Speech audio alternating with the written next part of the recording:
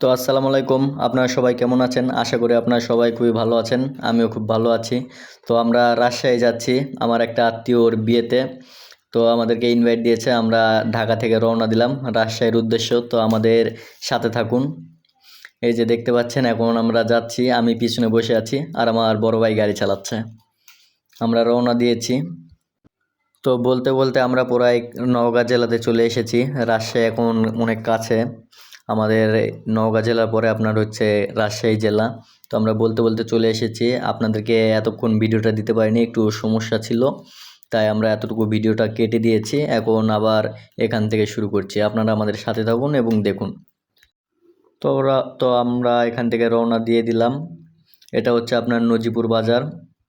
যারা যারা চিনেন তারা তারা বললেন এটা হচ্ছে নজিপুর বাজার।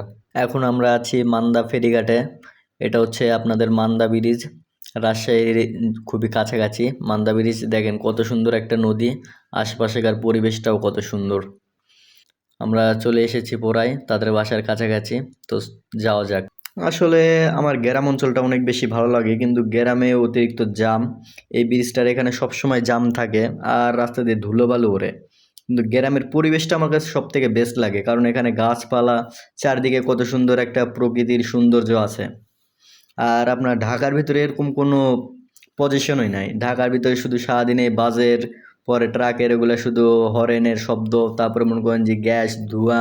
ঢাকাতে আমার অনেক বেশি বিরক্ত লাগে, কারণ এগুলা রাস্তাঘাটের অবস্থা খুবই বাজে, সেটা তো আপনারা জানেন। যে দেখেন পাশে কত সুন্দর একটা কলা বাগান রয়েছে। আমার বিশেষ করে গ্রাম অঞ্চলটা এখানে ভালো লাগে, চারিপাশে কত সুন্দর একটা পরিবেশ। দেখেন কলা বাগানটা কত সুন্দর লাগছে। গ্রাম অঞ্চলটা এই কারণে একটা দিকে বেস্ট আছে, গ্রাম অঞ্চলের পরিবেশটা অনেক সুন্দর, প্রকৃতিটা অনেক বেশি বেশি সুন্দর, কত সুন্দর একটা পরিবেশ। তো আমরা পরে তার বাসার কাছাকাছি চলে এসেছিলাম, তখন দেখলাম যে একটা আখের ক্ষেতের পাশে রয়েছে। তো আমরা আখের ক্ষেতের ভিতরে ঢুকে পড়লাম, যে দেখি, শুনেছিলাম তো রাজশাহীর আখ নাকি অনেক বেশি মিষ্টি হয়। তো আমরা এই কারণে আখের ক্ষেতের ভিতরে ঢুকলাম। এখন আখটা ভাঙবো, আমরা ভেঙে খাবো। দেখা যাক রাজশাহীর আখ কেমন হয়। তোমরা আর যাই বলো না কেন, কিন্তু আখটা কিন্তু দেখতে অনেকটা সুন্দর। আগের গাছটা দেখেছো কত সুন্দর, আগের চেয়ারটা অনেক বেশি সুন্দর। আমরা রাজশাহী যাওয়ার পথে কত সুন্দর একটা বিল দেখেন, অনেক সুন্দর একটা বিল, কত বড় একটা বিল। বিলটা অনেকটা সুন্দর ছিল।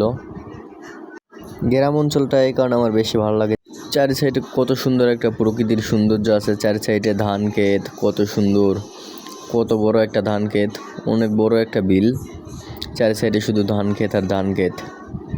কথায় আছে না যে রাজশাহী আমের জন্য বিখ্যাত, দেখেন চারি সাইডে শুধু আম গাছ, আম গাছ ছাড়া আর কিছুই দেখা যাচ্ছে না। কত সুন্দর একটা গুড লুকিং, চারি সাইডে শুধু আমের বাগান, রাস্তার দুই পাশে কত সুন্দর গাছ আর সাইড দিয়ে আমের বাগান।